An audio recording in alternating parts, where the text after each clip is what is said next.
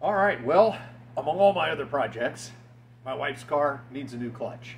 I used to have a transmission jack, and I used it for stuff a transmission jack shouldn't be used for, and I kind of broke it. The other problem with it is it really wasn't designed for a front-wheel drive transmission, right? It had that cradle in it that worked really well for a, old school bell housing, narrow, long transmission, but kind of the more squarish front-wheel drive units, it just sort of bobbled around on there. It didn't really work so well. I wanted to get a transmission jack that would work with a mid-rise lift. A lot of the transmission jacks that I found, they start at like this high, which would be great on a two-post lift, but the problem is the transmission's more like this high on a mid-post lift, so I'd never get it in there. It wasn't going to work. So I found a couple of them.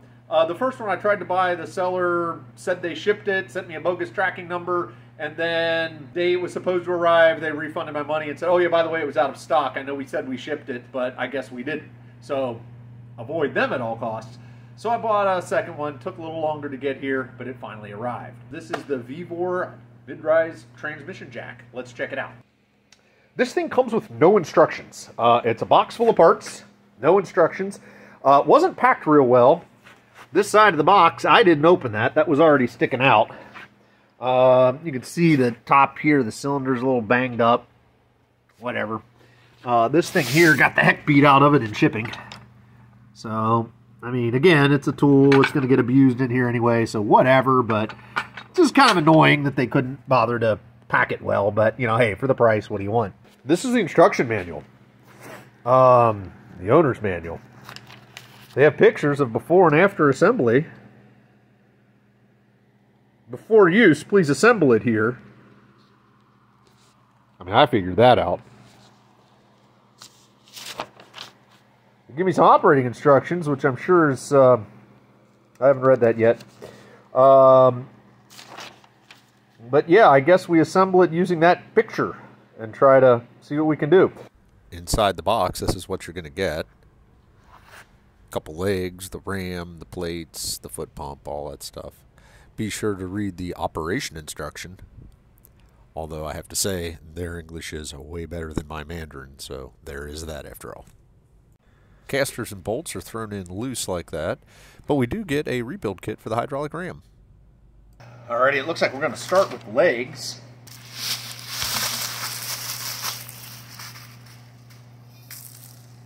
Wow, it's like full of sand or grit or something. Oh no, it's full of welding slag. Nice. That's how you know you have quality welds.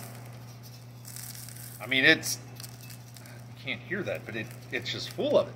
I mean, that looks like fun. Uh-huh.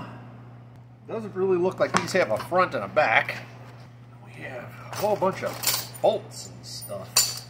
Coming out of here, we have 4 of these bolts. I think we can assume that those are to bolt this on. It says we have 6 M12 bolts, but they might be crazy. Alright, well, anyway, bolt this up. Run that through there.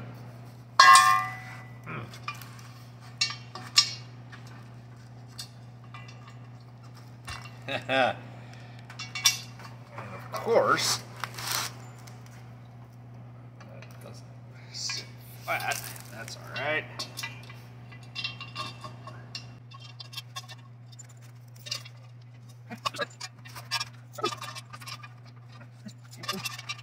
I'm not proud of this, but I do not have an Allen wrench that's the right size for this, or hex head, or whatever we're going to call it. But what I do have is a cold chisel that fits, and a wrench that'll fit around the cold chisel. So here we go. Dad always said any idiot can do a job when he's got the right tools.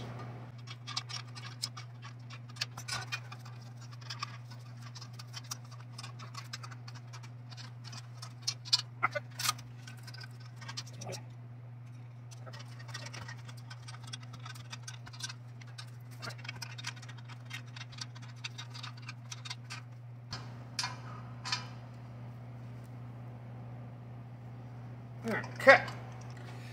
despite being made in China, they're SAE fasteners, which is weird.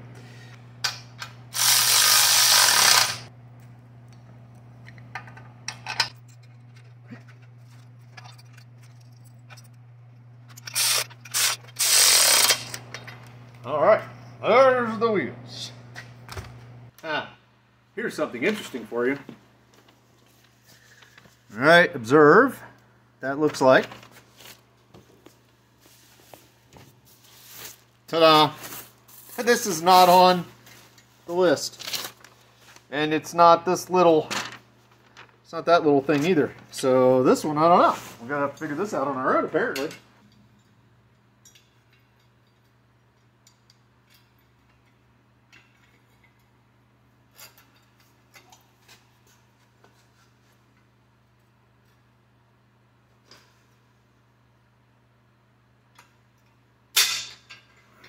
All right.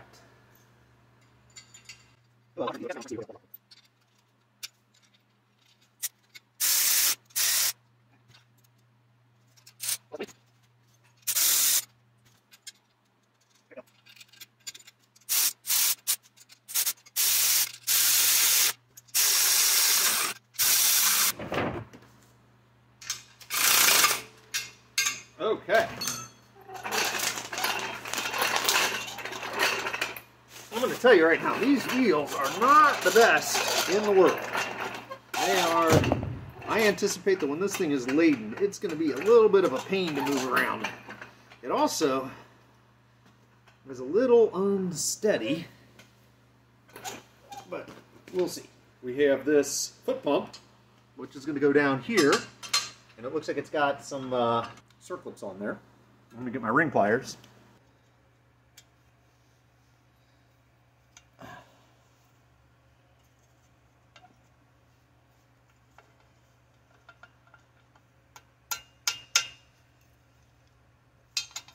All right, so we're going to take that pin out so we can lift this up out of the way so we can get this snap ring off.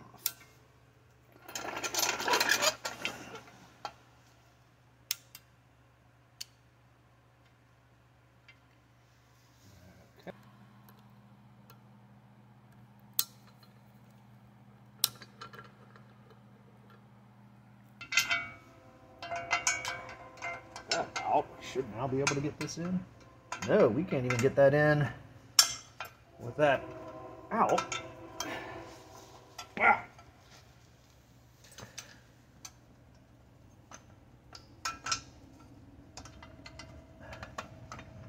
Okay.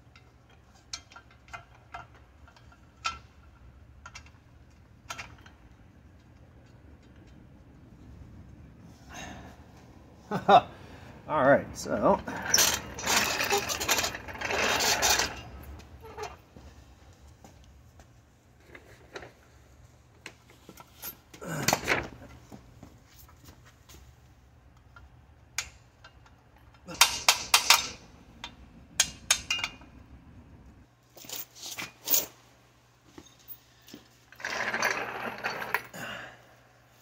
in theory, be able to rotate this up.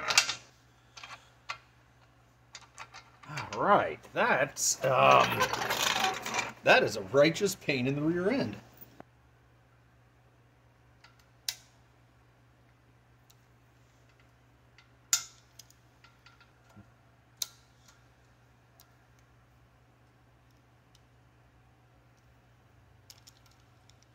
And now this guy can go back in here.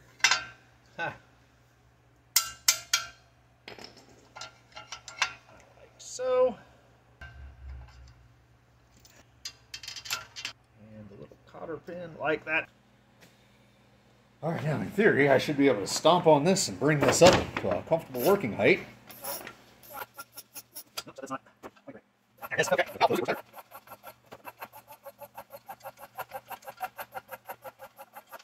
Oh, that's a stage right there. Speaking. All right, let's get done.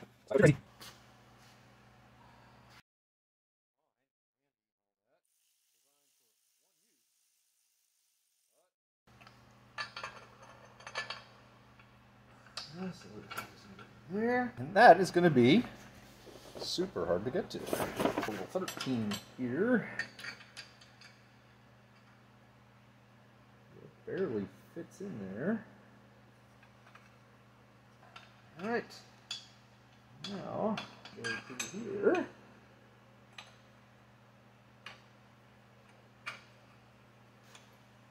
All right.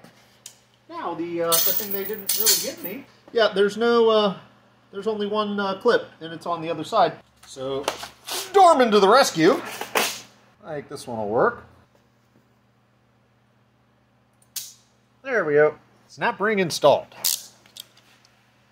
Alright, so these now need to go here somewhere, allegedly.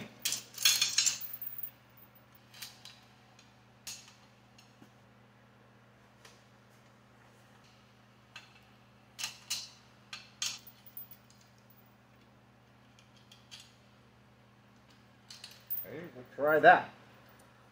I don't know, to be honest with you, I'm a little lost on this step. There's no real good advice.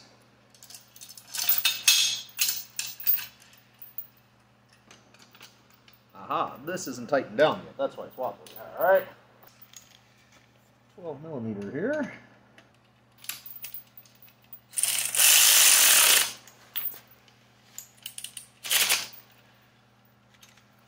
Alright, so that takes some of the wobble out of it.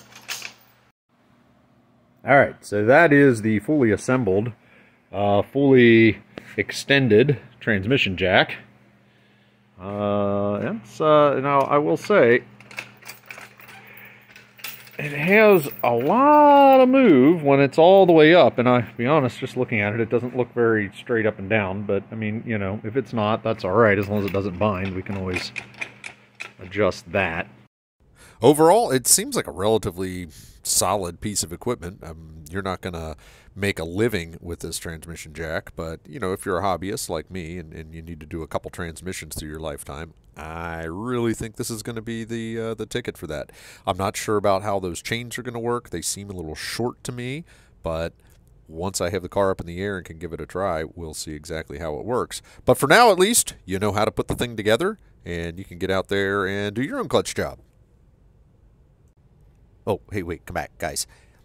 One quick tip for you.